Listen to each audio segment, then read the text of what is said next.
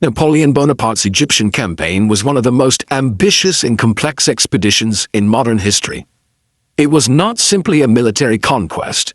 It was a fusion of empire, science, and destiny. In 1798, Napoleon was at the height of his early power. France had emerged from revolution and chaos. Europe watched anxiously as his most brilliant general prepared for a mission that no European had attempted since the Crusades. But Egypt was not chosen by chance.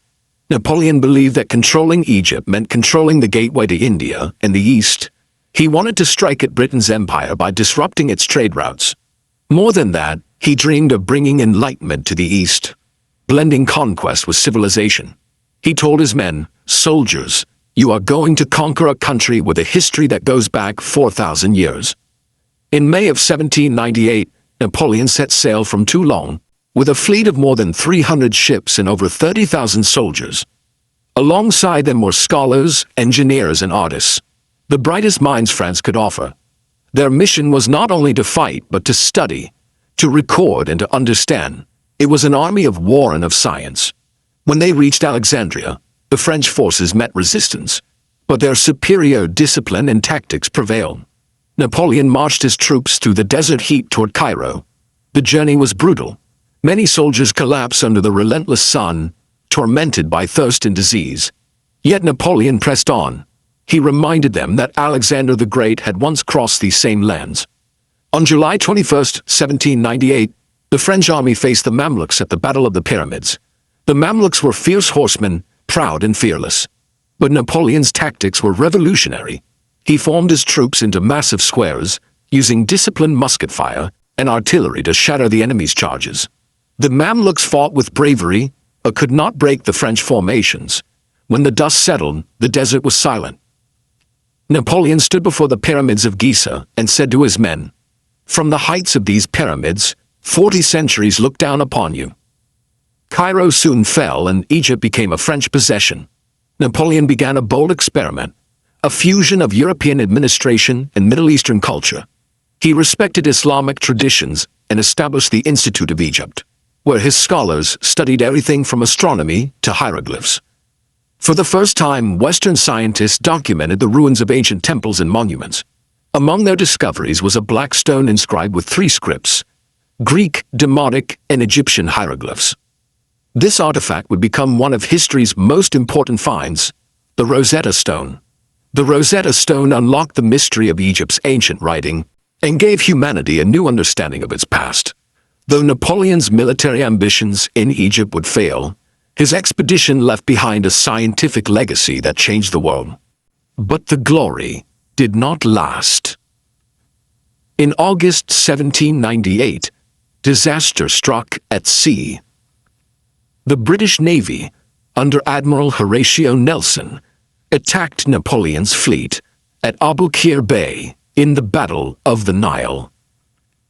The French ships were trapped and annihilated. Thousands were killed.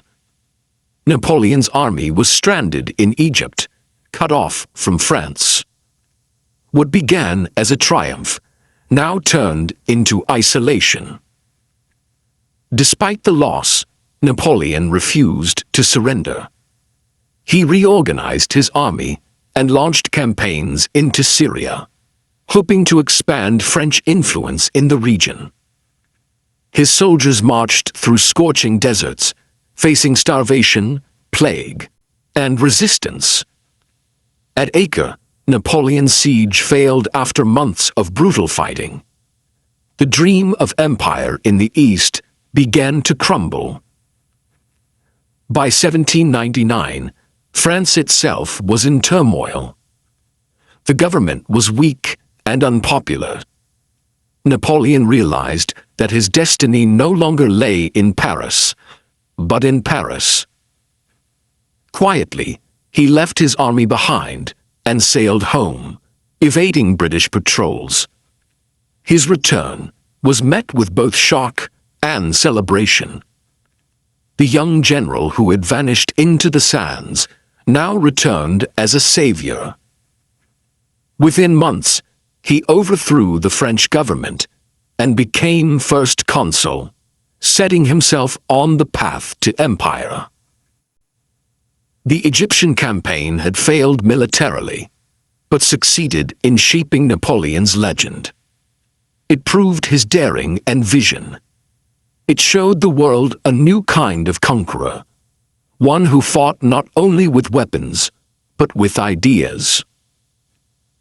The scholars he brought to Egypt published massive volumes, known as the Description de l'Egypte, a monumental work that introduced Europe to the wonders of ancient civilization.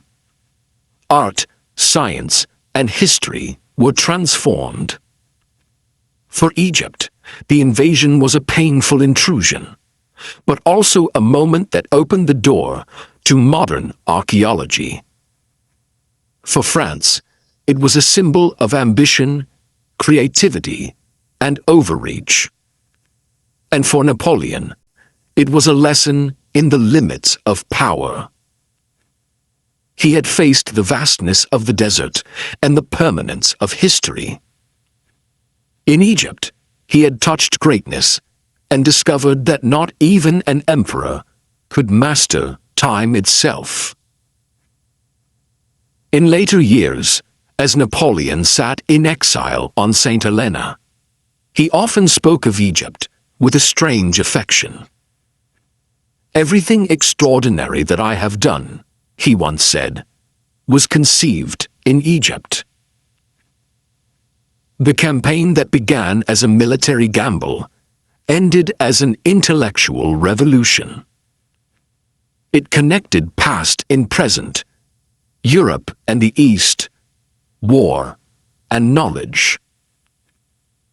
The Egyptian adventure may not have given Napoleon the empire he sought, but it gave the world something greater: the rediscovery of one of humanity's oldest civilizations. It changed how we see history itself.